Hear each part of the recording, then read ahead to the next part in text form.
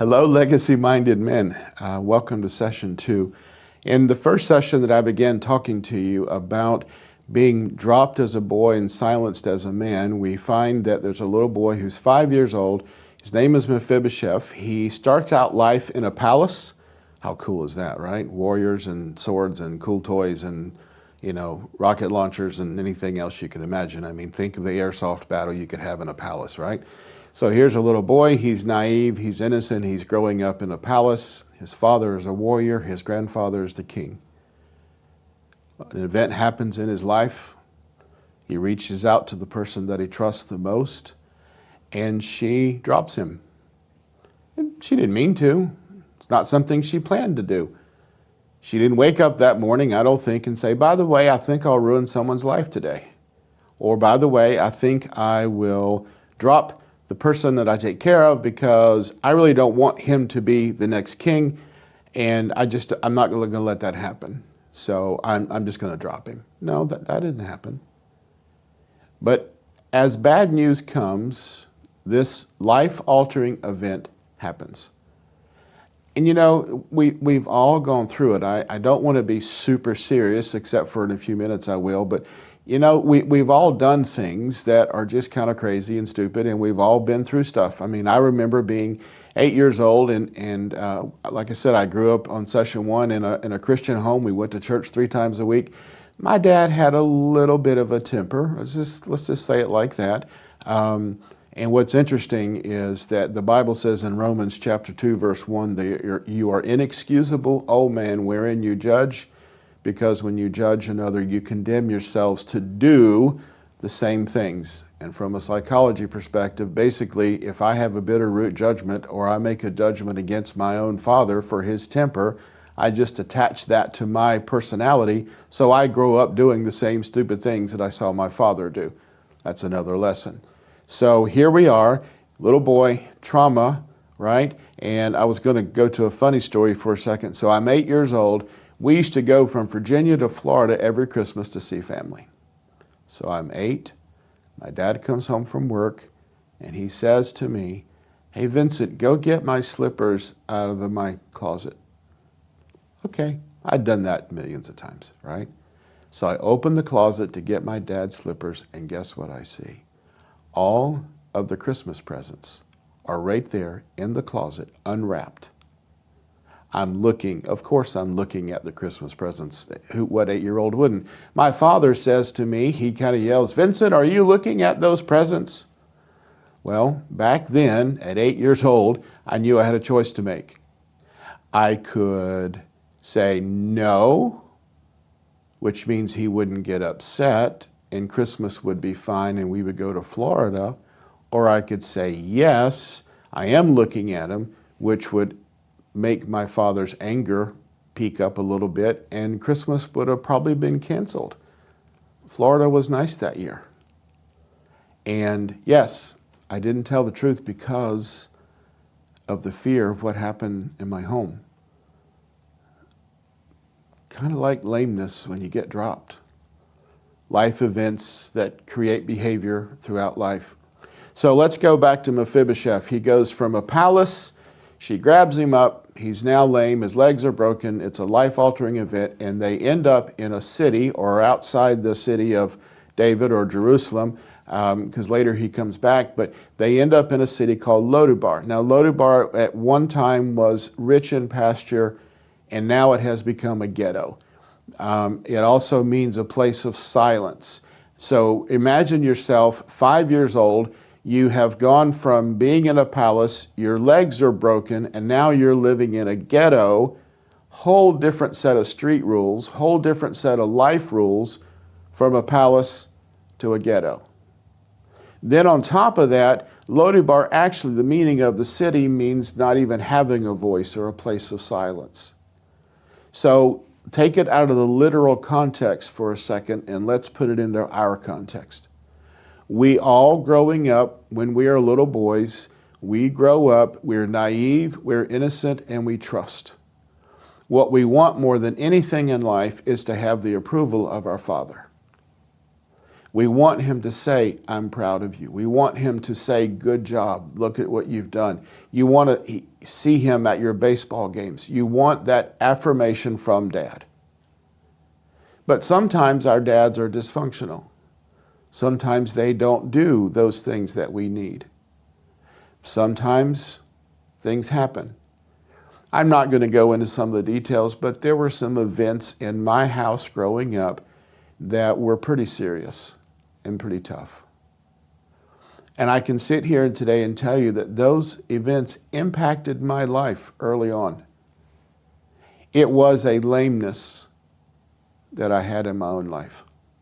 I can also sit here and be very honest and transparent with you and tell you that my father was raised in an environment where there was not a lot of love and there was a lot of abuse, and so he didn't know how to emotionally connect to me, his son. So I grew up not hearing the words, I love you or I'm proud of you. So you know what? It created a lameness in me which was trying to get attention and affirmation from anybody that I could. What I'm trying to say is to take this concept of being a naive, young child, young person, and an event happens, or a series of life events happens, and those are life-altering, life-changing. And from that point forward, you are different, and whatever that difference is. And you begin to try and adapt life and to try to become, you don't really know, it becomes a place of confusion. You don't have the voice, you don't have the words to put into it, you don't know what to do, you don't know who to turn to, so you've been dropped. And now as your personality is forming and as you're living life, people see the lameness before they ever meet you. Lameness protects you, the person. You know, it's kind of like, and I've told this story lots of places, but let's imagine you were born with a hump in the center of your back.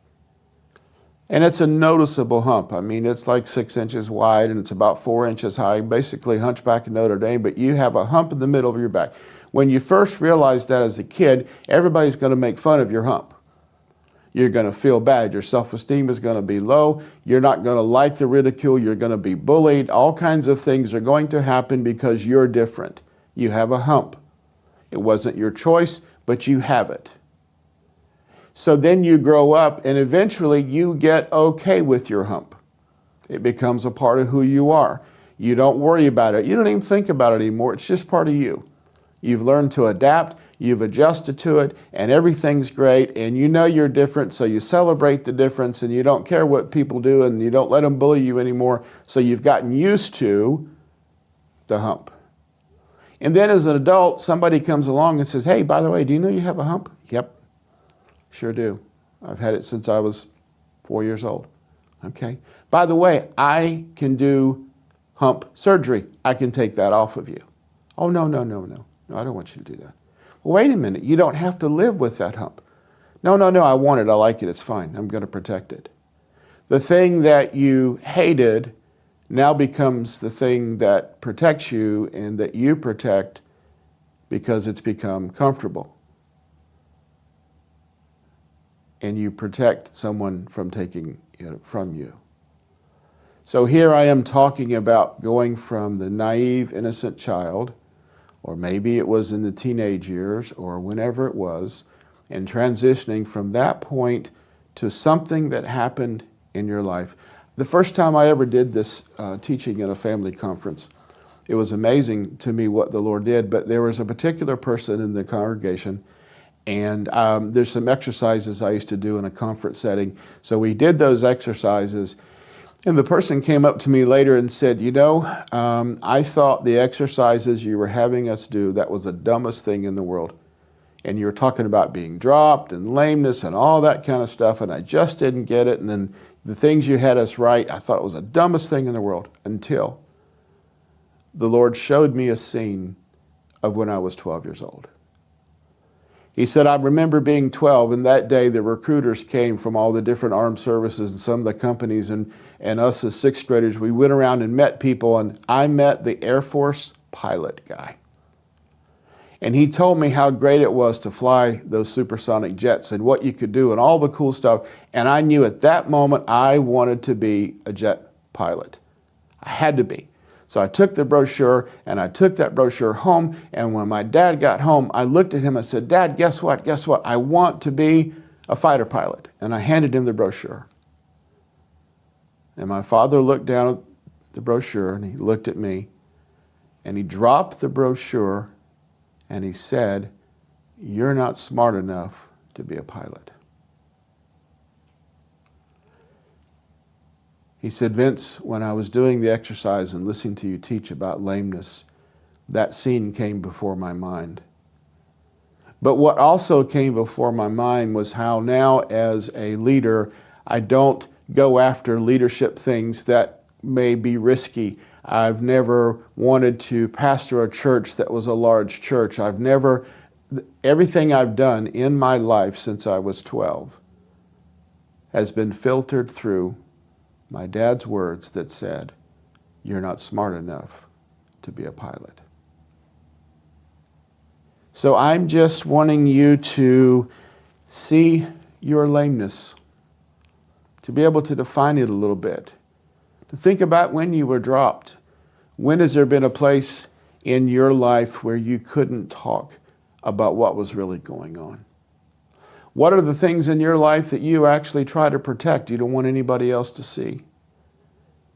You don't want them to see past your lameness. But you do want them to see you. It's kind of like a tug of war. You know, you want to be accepted and you want to be connected, but you can't get past some of those walls because what would happen if you did? The good news about this story, and I'll finish it in the third session, but we're going to see Mephibosheth go back to the palace and look at it.